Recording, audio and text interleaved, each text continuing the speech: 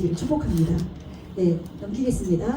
자, 그러면 이 영유아 시기 부서에서 어떤 것들을 가르치시는지 좀 짧게 이제 정리를 좀 할 텐데요. 첫 번째, 이 영유아 시기 때는요, 가정에서 규칙과 가정의 문화를 만들어갈 수 있도록 협력해 주시는 거예요.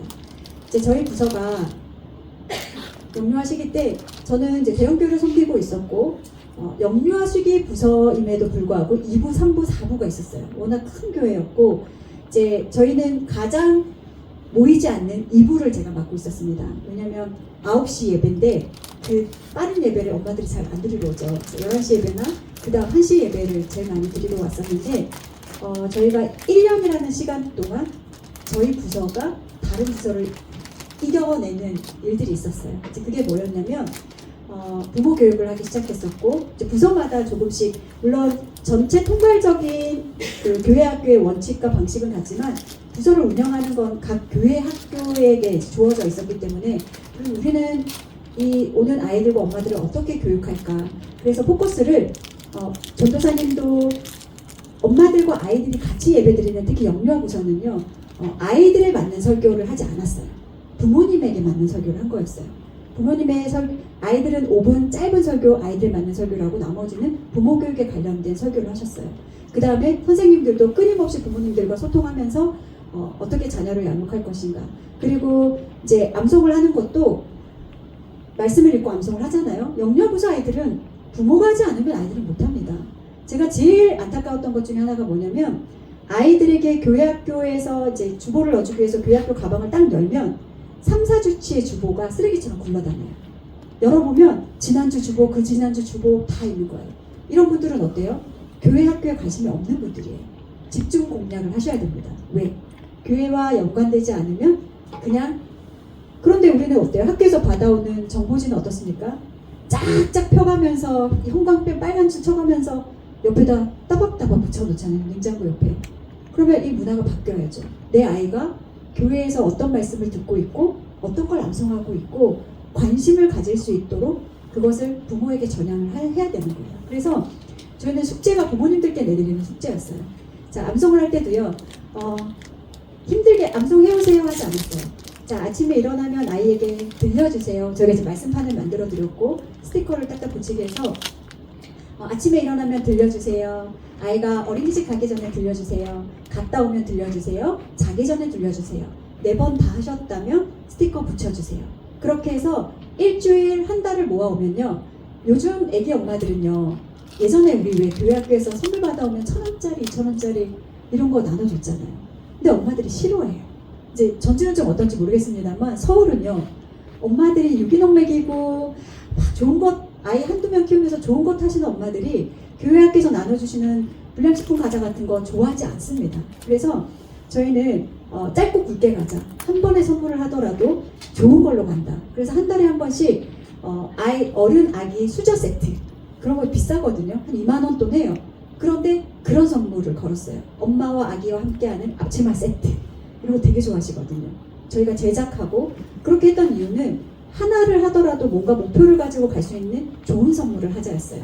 그리고 엄마들에게 미션을 줬을 때 그것들을 엄마들이 수행해 오기 시작했고, 그 다음에 이제 저희가 이제 처음에는 타가 2부라는 이름으로 시작했지만 말씀 싣는 타가 2부가 되면서 저희 부서에 사람이 제일 많이 늘어나게 됐던 그 사건 중에 하나가 뭐였냐면, 영유아부서는 아이들이 좀 큰 아이들은 스스로 암송이 되지만 그렇지 않은 아이들은 스스로 암송이 되지 않잖아요. 그러면 아이와 함께 엄마가 말씀을 암송하는 영상을 찍어 보내달라고 했어요. 근데 대형교회임에도 불구하고 대부분의 부모님들이 안 하셨어요.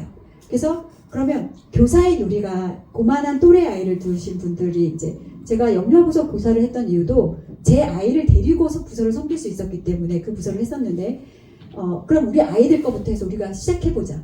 그래서 같이 암송하고 아기들은 누워있는데 엄마가 옆에서 암송하는 소리를 영상을 찍어서 녹화를 했어요. 그리고 선생님께 보내면 선생님이 교회 학교에 오면 예배 시작하기 전에 1, 20분의 시간이 있지 않습니까? 그때 다른 거 하지 않고 그 영상을 리플레이 하는 거였어요. 그런데요, 놀라운 일이 벌어집니다. 아이들이 앞으로 모이기 시작하는 거예요. 왜? 자기 친구들이 화면에 나오잖아요. 그리고 보고 있다가 아무리 기다려도 자기가 안 나와요. 돌아가서 엄마한테 얘기하는 거예요. 엄마 나는 왜 안 나와? 그때부터 엄마들이 움직이기 시작했어요. 그래서 한 10분 정도 저희가 이제 영상을 뭐 짧으니까요. 찍어 오시는 게 뭐 30초, 뭐 1분 미만이니까 리플레이를 하는데 그날 다 못 보여드리는 분들도 정말 많았어요. 그리고 끝나고 틀어주기도 하고 오늘 안 나온 친구들은 다음 주에 나올 거예요. 그러면 아이들이요 강단 앞에 이렇게 모이는 거예요. 자기 언제 나오나 보려고. 그래서 그렇게 시작했던 운동이 어머님들이 양성을 하게 되고 그게 확장이 되면서 교회 안에 정착이 되어지는 놀라운 일들이 있었습니다. 그래서 그 시작은 항상 우리 교사 선생님들이 말씀 안 읽으면서 말씀 읽으라고 얘기할 수 없고 암송하지 않으면서 암송하라고 얘기할 수 없고 가정예배 안 드리시면서 가정예배 드리라고 얘기할 수 없는 거잖아요. 사역자만 부담스러운 자리가 아니라 교사도 보여지는 자리입니다. 보여지는 성경이에요. 그래서 그 자리에서 녹여내시고 또 삶으로 살아내시고 하나하나 가르쳐 주시면서 이 규칙과 원칙을 이제 가정 가운데 세워줄 수 있도록 선생님들이 도와주시는 거예요. 그 다음에 영유아부서 시기에 순종과 경청을 가르치시고 이제는 예절과 예의를 가르치는 곳이 없어졌어요. 태권도장에서 인성교육을 가르친다라고 하지만 제가 인성 제대로 혹시 태권도장을 하신다면 죄송합니다. 제대로 된 인성을 가르치는 태권도장을 만나지 못했어요. 성경적인 양육을 가르치는 곳은 교회밖에 없습니다. 서울은요 중고등학교의 윤리와 도덕이 다 사라졌어요. 국영수에 밀려서 옳고 그름을 가르치는 데가 없어요. 이제는 내가 왕의 시대에 살아가잖아요. SNS를 보면 다 자기 잘난 맛에 살고 있고 두려운 사람이 없어요. 초등학교 아이들에게 천국 가고 싶은 사람 손들어 보라 그러면 손들어서 뭐라고 묻는지 아세요? 거기 가면 뭐 있는데요? 있다면 없을 게 없는 거예요. 교회 방만 나가면 없을 게 없는 거예요. 제가 교회 생활했을 때만 해도요. 교회 와서 과자 먹는 게 그렇게 행복했거든요. 온갖 종류. 근데 저보다 조금만 어린 세대인데 문학의 밤이라고 알아? 물어봤더니 그게 뭔데요? 그러는 거예요. 여러분 문학의 밤 혹시 아십니까? 교회 안에가 모든 문화의 원천이었던 곳이었어요. 찬양과 악기를 배울 수 있는 곳이 교회였고요. 연극이 교회에 있었고요. 모든 문화생활을 할 수 있는 것이 교회였는데 지금은 어때요? 핸드폰만 열면 모든 게 다 있어요. 그런 시대에 살아가는 우리 아이들에게 교회 안에서 반드시 가르쳐야 될 것들은 가르쳐야 됩니다. 그게 첫 시작이 영유아부서부터 시작해야 돼요. 그래야 여러분의 사명이 큽니다. 단추가 잘못 끼워지면요. 마지막 가서 단추가 안 맞아요. 그런데 첫 단추를 잘 끼우면요. 어거지로 끼우더라도 결국은 다 맞아 떨어지게 되어 있거든요. 그래서 하나님이 왜 나를 영유아부서에 보내셨을까? 엄청난 사명감으로 보내셨다는 것을 여러분이 알고 계셨으면 좋겠고요. 그 다음에 이 시기에는 하나님의 뜻을 분별해봐 이런 건 중고등학교 아이들에게 하는 거지만 하나님이 기뻐하시는 거, 하나님이 슬퍼하시는 거 뭘까? 가르쳐 주시면 돼요.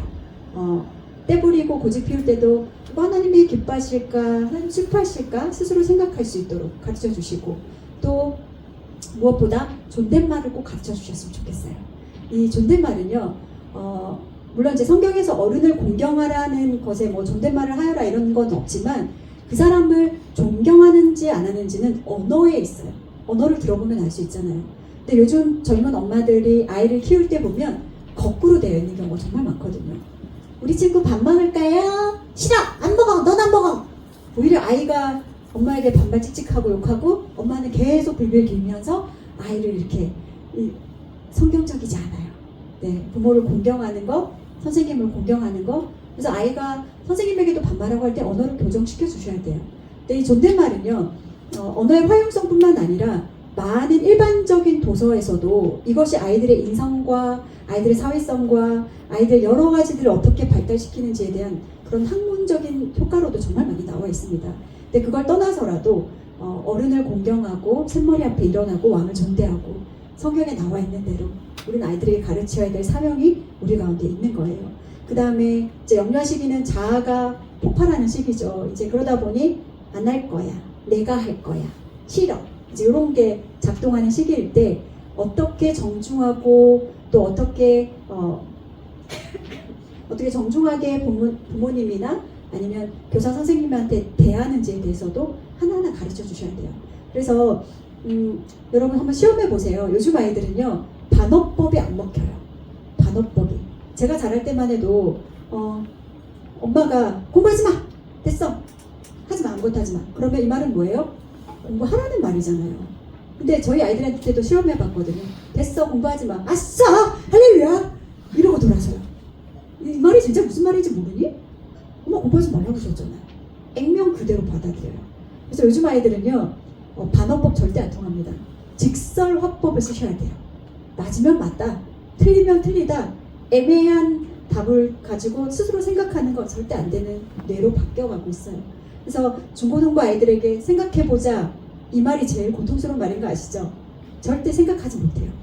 팝콘 브레인이 되어가고 있는 거예요. 그래서 직설 화법으로 하나, 지금 이제 우리 아이들은 더 세대 간격이 더 크잖아요. 그럼 그런 아이들을 위해서 선생님들이 준비하시고 노력하시고 하나하나 이 시기에는 좀 잘 가르쳐 주셨으면 좋겠습니다. 자, 넘기겠습니다. 영유아 시기에 또 반드시 가르쳐야 될 것, 창조주 하나님을 가르쳐야 되고요, 복음을 가르쳐야 되고요, 사랑의 하나님을 가르쳐야 되는 시기가 이 시기입니다. 아이들이 못 알아들 것 같지만 다 알아들어요. 다 알아들어요. 저도 저희 아이들이 어릴 때부터 이제 아이들에게 말씀을 가르치고, 사실 저희가 그렇잖아요. 교회 시간에 예배드리고 우리 공과로 주어지는 단 10분의 그 시간 동안 아이들에게 너무 많은 걸 줄 수 있는 시간은 아니에요. 간식 먹고 얘기하다 보면 잘 지냈어? 그랬구나. 애기들 얘기 들어다 보면 말씀 나눌 시간이 없습니다. 아이들이 뭐 설교 시간에 저희 아이들에게 늘 주일 예배 드리고 와서 오늘 목사님 말씀이 전도사님이 어떤 말씀 전해주셨어? 물어보면 오늘은 치즈빵이랑 귤 먹었어요. 맨날 이런 얘기만 했거든요. 아니 그래, 치즈빵 간식 먹었구나. 그거 말고 전도사님이랑 목사님 어떤 말씀 들려주셨어? 그럼 맨날 똑같은 얘기하는 거예요. 예수님. 그치, 예수님 말씀 듣지. 그런데 근데 이제 주일날 계속해서 물어보기 시작했어요. 그랬더니 다윗, 오늘은 상기하기 시작하는 거예요. 그리고 오늘도 들어갈 때 오늘 목사님이 전도사님이 어떤 말씀 들려주실지 잘 기억하고 있다가 끝나가서 엄마한테 들려줘? 이렇게 얘기했을 때 아이들이 기억해내고 들려주기 시작하는 거예요. 그래서 주일이 끝나고 나면요, 어머님들한테 문자를 보내셔야 돼요. 뭐라고 보내시냐면, 어머니 오늘은 전도사님께서 다윗과 골리앗에 대한 이야기를 들려주셨어요. 우리 아이들한테 오늘 어떤 말씀 들었는지 한번 물어봐 주세요. 그리고 어떤 느낌이었는지 물어봐 주세요. 그리고 이제 핵심 요지 믿음으로 승리한 다윗이지요. 만약에 그게 핵심이었다 그러면 믿음으로 승리한 다윗이라는 것에 대해서 한 번 더 어머니 말씀해 주세요. 그러면 이게 가정 안에서의 신앙교육으로 교회와 연계해서 흘러갈 수 있는 거예요. 문자 하나로요, 한 가정을 살릴 수 있는 거예요. 그러면 선생님이 이제 그렇게 보내시고 나서 수요일쯤 되면 한번 문자 한번 하시는 거예요. 또 어머님 혹시 아이에게 물어보셨나요? 우리 우리 사랑이가 어떻게 얘기하던가요? 그러면 그 답변을 주기 위해서라도 또 한번 물어볼 수 있거든요. 그렇게 많은 걸 하시지 않으셔도 괜찮아요. 전화해서 어머니 이거 하지 않았어요. 그냥 카톡으로 그렇게 연계해서 계속해서 아이들에게 말씀이 스며들 수 있도록. 영유아 시기 아이들은요, 돌아다니는 것 같아도 다 듣잖아요. 다 듣거든요. 그리고 앵무새처럼 다 따라하거든요. 저희 아이가 하나님 맘마 땡큐 했던 것처럼 다 따라해요. 그래서 많이 들려주시고 많이 가르쳐주시고 그것들을 깨달을 수 있도록, 그리고 교회와 가정이 계속해서 우리가 가정을 돌보고 있습니다, 우리가 가정이 한 교회로 세워지기를 응원합니다라는 그런 메시지들을 선생님들이 계속 해주셔야 합니다. 자, 넘기겠습니다. 그 다음에는 기도 용사로 이때부터 키우셔야 돼요. 우리가 믿음의 선진들을 보면은요, 기도하는 사람은 한순간에 짠하고 나타나지 않아요. 그러면 언제 기도해야 하는 자녀들이 되냐면, 기도해야 될 자리에, 우리 선생님들조차도 기도해야 될 자리에 함께 기도손을 모아주시는 거예요. 제가 저희 아이들을 양육할 때, 자, 이거는 감사 기도야, 이건 회개 기도라는 거야, 이건 치유 기도라는 거야, 이거는 중보 기도라는 거야, 그렇게 가르치지 않았어요. 그냥 집에서 아이들과 있다가 아주 어릴 때도 이제 둘째가 열이 나요. 조이야 일로 와봐. 오늘 머리에 열 나는데 우리 하나님께 치유해달라고 기도하자. 그럼 그 치유라는 단어를, 그 고급 단어를 이 아이는 아주 어릴 때 듣는 거잖아요. 그러면 기도하면서 본인이 그렇게 기도해요. 그게 무슨 뜻인지도 모르면서 하나님 아버지, 온유가 열이 38도가 넘어요. 하나님 치유해 주세요. 그러면 그 치유에 대해서 하는 거예요. 또 동생이랑 다퉜어요. 그럴 때 기도하자. 자, 우리 싸우는 거 하나님이 기뻐하지 않는 일이지. 우리 하나님께 회개하겠습니다. 그 단어가 뭔지는 모르지만 어렴풋이 알게 되고 고급 단어를 배우게 되죠. 그런데 그것이 그냥 가정에서만 일어나는 일이 아니라 교회 학교에 와서도 얼마나 아이들이 어리지만 죄악이 드러납니까? 남이 가지고 있는 장난감 뺏기도 하고, 그 다음에 먹는 거 뺏기도 하고 싸우고, 그럴 때도 서로를 용서하고 용납하고 기도하고 화해하고 이런 것들을 그 자리에서 보여주시는 거예요. 아니야, 싸우면 안 돼요, 저리 가세요. 분리만으로 끝나는 게 아니라, 자, 우리 화해했으니까 같이 기도하자. 선생님이 기도할게, 따라해. 아주 어린 아이들은 따라하도록 기도하고, 또 아니면 부모님과 같이 기도하고. 그래서 아이들이 어릴 때부터 기도하는 것이 자리 잡을 수 있도록 어린 예배자로 세워주시는 것, 이거 너무나 중요합니다. 세 번째요, 또 넘기겠습니다. 세 번째는요, 예배자로 세우셔야 돼요. 이제 아이들도 예배자이고요, 예수님은 어린아이들이 예수님께 오는 걸 막지 않으셨대요. 저도 저희 아이들과 어릴 때부터 같이 예배를 드리고 가정 예배를 드려보니까 아이들만큼 뛰어난 예배자들이 없는 거예요. 근데 저는 이제 뭐 저를 아시는 분들은 아시겠지만 저는 중간에 사모가 되었어요. 저희 남편이 셋째를 낳고 목회를 시작했기 때문에 저는 집사로 살아왔던 시간, 물론 사모로 살아온 시간이 좀 더 길지만 집사로 살아온 시간 속에서도 저희 아이들을 말씀으로 예배자로 키워나가는 것들을 멈추지 않았었거든요. 그게 연장선으로 오고 중간에 또 사모가 되었고, 그래서 말씀으로 예배자로 키워내는 일이 목회자 가정만 하는 일은 아니에요. 직분자도 아니에요. 하나님을 사랑하고 그분의 자녀로 키우겠다라는 열심과 결단이 있다면 누구나 그렇게 키워야 되는 것이 우리에게 주신 사명인 거예요. 근데 이제 저희 남편이 그 이전에는 이제 다둥이 가정이고 하다 보니까 양육을 50대 50으로 맡았다면 주일도 이제 50대 50으로 했었거든요. 근데 목회자가 되고 나니까 95대 5로 바뀌는 거예요. 근데 4명의 아이를 데리고 주일을 섬기는 게요, 정말 미친 듯이 힘들었어요. 4명의 아이들 다 부서에 데리고, 막내는 제가 데리고 교사를 했지만 3명 다 각 부서에 기도해주고 넣어주고 이 아이들 찾아오고 밥 먹이고, 그때 당시 저희는 저녁 예배까지 있었거든요. 하루 종일 교회에서 버티다 저녁 예배까지 들어오고 나면요, 주일날은 정말 기쁘고 즐겁지가 않은 거예요. 행복하지 않은 거예요. 아, 정말 주일이 없었으면 좋겠다. 그럴 정도로 제 삶이 피폐해져 갈 때 아이들에게 예배 훈련을 시키기 시작했습니다. 저는 모자실 생활을 10년 했어요, 여러분. 네, 배가 꺼질만 하면 또 불러오고, 탈출만 하면 또 불러오고. 그런데 물론 모자실에도 하나님은 계시지만 저는 빨리 본당에서 예배 드리고 싶었거든요. 그러기 위해서는 저희 아이들이 빨리 예배자로 키워내는 것이 저의 큰 숙제였어요. 그래서 수요를 끝내면 바로 이제 본당에서 예배를 드리는 연습들을 했었는데, 특히 우리 이제 영유아부서 때부터는 어떤 예배자로서 훈련을 시켜주시냐면 부모님들에게 알려주시면 돼요. 토요일부터 예배 준비를 하도록 얘기하시면 됩니다. 왜냐면 주일날 아침에 헐레벌떡 내복 입혀서 오는 어머님들도 정말 많거든요. 그렇게라도 교회에 오면 감사하죠. 요즘처럼 교회 안 오는 시대에. 근데 중요한 것은 예배에 대한 태도와 자세에 대해서 미리 가르칠 필요가 있습니다. 그래서 저도 저희 아이들에게 토요일만 되면 항상 이 얘기를 했어요. 얘들아, 주일 준비하자. 그러면 소파 위에다가 1번부터 4번까지 내일 입을 옷, 양말, 교회 가방을 올려놓으면 헌금을 제가 헌금 가방에 넣어주는 거였어요. 그러면 주일날 일어나서 씻고 본인이 준비해 놓은 것들을 입고 가면 되는 거였어요. 근데 이게 왜 예배 태도에 상당한 작용을 하냐면, 우리가, 저도 그렇더라고요. 좀 유명하신 분이 어떤 방송국에 초대를 해서 저희 아이들을 데리고 가는데, 입힐 옷이 하나도 없네. 옷을 사줘야 되나? 그러면서 가꾸고, 누군가 중요한 분을 만나러 가는 자리에 가꾸고 뭔가 고민하는 저를 보다가 예배의 우리의 모습을 볼 때 정말 눈에 보이진 않지만 그 하나님 앞에 예배함으로 나아가는 우리의 모습은 입던 옷, 더러운 옷, 우리가 사람을 만나도 그렇게 가진 않잖아요. 그러면 아이들이 어릴 때부터 하나님의 경외에 대한 대상이고 눈에 보이진 않지만 예의를 갖춰야 될 대상인 것에 대해서 예배자로 아이들을 인식하도록 하는 것, 이거가 영유아부서부터 시작된 거죠. 그래서 지금 저희 집이 넷째가 5학년인데 이 아이를 그 시점부터 지금까지 제가 단 한 번도 옷을 입혀본 기억이 없습니다. 근데 저희 집에서 패션 감각이 제일 좋은 것 같아요. 스스로 해내는 성취감도 있고요. 그렇게 주일 준비하자 그 한마디에서 영유아부서는 부모님을 교육하는 부서라고 말씀드렸습니다. 부모님들에게 얘기해 주시는 거예요. 토요일날 내일 주일입니다. 잘 지내셨나요? 오늘부터 우리 아이들이 주일 준비할 수 있도록 어머니 도와주세요. 그리고 내일 입을 옷도 아이가 한번 찾아보게 해주세요. 양말도 준비해보고 해주시고, 부모님 뭘만 하면 되냐면 계절 옷인지 아닌지만 분간하시면 돼요. 가끔 여름옷 꺼내다가 놓는 경우도 있거든요.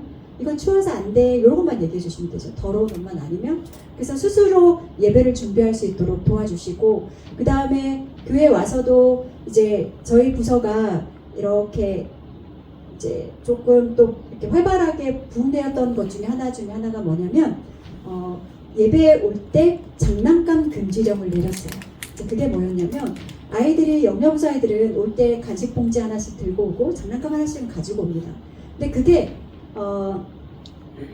싸움뿐만 아니라 부모님들 간의 갈등을 만들게 되는 요인이 되더라고요. 왜냐하면 이 아이가 가지고 오면 다른 아이는 그게 갖고 싶어요.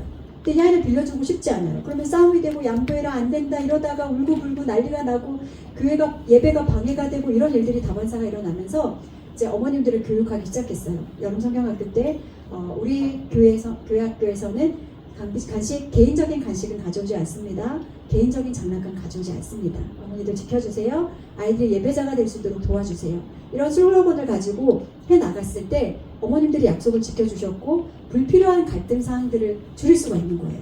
쟤는 요플레 먹고 있는데 나는 먹고 싶다. 이렇게 시작되는 갈등들이 다 사라지고 아이들이 예배에 집중하고 교회에서 나오는 간식만으로도 만족하는 그런 환경들을 같이 할 수 있도록 조성해 주시는 것도 너무나 중요합니다. 그래서 연령에 따른 예배 훈련들을 누구나 할 수 있다라는 거. 그 다음에 우리 유아 유치부 아이들은요 한글을 떼는 속도가 엄청 빨라졌어요. 그러다 보니 이제 끝나고 나서 주보에 말씀 따라 쓰기도 있지만 주보 공란에다가 뒷페이지에 공란을 하나 만들어 주시고 예배 시간에 들리는 대로 단어 써보기. 보시면 사진에 잘 보이실지 모르겠지만 제일 끝쪽에 있는 저게 설교 노트인데요. 그래서 설교 노트를 나눠드리고 아이들에게 단어 따라 들리는 대로 단어 써봐. 근데 다 틀려요. 발음도 다 틀리는데 너무 재밌어요. 아브나함 들리는 대로 하는 거예요. 설교가 들리는 대로 아브나함, 양, 예수님 뭐 이러면서 그렇게 써오는 것에 참 잘했어요 도장 찍어주고 그게 또 아이들의 달란트를 나눠주는 계기가 돼요. 그래서 예배 안에서 들리게 하는 거예요. 이거를 또 집에 가져가면 엄마 내가 썼다요. 엄마들이 보고 또 감격해요. 그래서 선순환이 이루어질 수 있도록 교회 학교와 가정이 계속해서 피드백을 주고받고 세워질 수 있도록 가정 가운데서 또 교회 학교에서 해주시는 건 너무나 중요합니다. 네, 넘기겠습니다. 다음은 복음을 들려주셔야 돼요. 자, 제가 복음은 언제부터 들려주는 걸까요? 질문을 좀 드릴게요. 언제부터 들려주는 걸까요? 네, 정답이 틀릴까봐 지금 말씀 못 하시는 것 같아요. 태에서부터 들려주는 거예요. 이제 저희 아이들도 아주 어릴 때부터 복음을 들려주었어요. 네, 재밌는 현상이 일어납니다. 4명의 아이가 다 똑같았어요. 시온아, 예수님이 시온이의 죄 때문에 십자가에 못 박히셨어, 돌아가셨어, 그리고 3일 만에 부활하셨어. 이런 얘기를 들려줄 때 처음에는 못 모르고 들어요. 그런데 이제 한 3, 4살쯤 되면 교회에서 보여지는 예수님이 이렇게 십자가에 못 박히신 아픈 영상도 보고 그림도 보고 하다 보면 내가 그렇게 안 했는데 왜 어떻게 나보고 했다 그러지? 그래서 저희 남편이 실제로 이렇게 들려줬을 때 4명의 아이가 어떤 반응을 보이냐면 아빠 내가 안 그랬어요. 내가 안 죽였어요. 아빠 안 그랬어요. 그러다 급기야 막 울어요. 내가 안 그랬다는데 왜 아빠 자꾸 내가 죽였다고 얘기하냐고. 근데 이게 계속해서 반복되어질 때 복음이 스며드는 거예요. 그리고 어느 순간부터 저희 아이가 저렇게 십자가를 만들어 오기 시작하고 예수님 아프겠다, 예쁘지만 슬프겠다. 물론 그게 이해되지 않겠지만 그때부터 복음을 들려주셔야 돼요. 왜냐? 요즘은요 복음 들을 기회가 없어요. 복음을 들려주지 않아요. 그리고 유튜브에서도요 복음을 들으려고 하지 않아요. 복음에 관련된 영상들은 조회율이 엄청 낮습니다. 그런데 성공하는 법, 하나님 음성 듣는 법, 다양한 영적인 것들을 체험하는 것 조회율이 100만 뷰가 찍을 정도로 다양한 것들로 채워져 있어요. 그런데 실제적으로 복음은요 믿지 않는 사람들에게 들려주는 기쁜 소식 맞습니다. 그러나 매일매일 들어야 될 복된 소식이에요. 복음을 모르면 내가 죄인됨을 인식하지 못해요. 왜? 성경에서 말하는 죄들을 나는 안 지고 살거든요. 중고등학교 아이들한테 너 죄인이야. 저 죄인 아닌데요. 너 죄인이야. 저 죄인 아니에요. 전 사람을 찔러 죽인 적도 없고요. 전 도둑질한 적도 없어요. 저 죄인 아니에요. 이렇게 얘기해요. 그러나 어릴 때부터 죄인됨을 가르쳐 주셔야 돼요. 그게 가정에서뿐만 아니라 교회에서도 복음을 계속해서 들려줘야 될 이유입니다. 자, 넘기겠습니다. 네.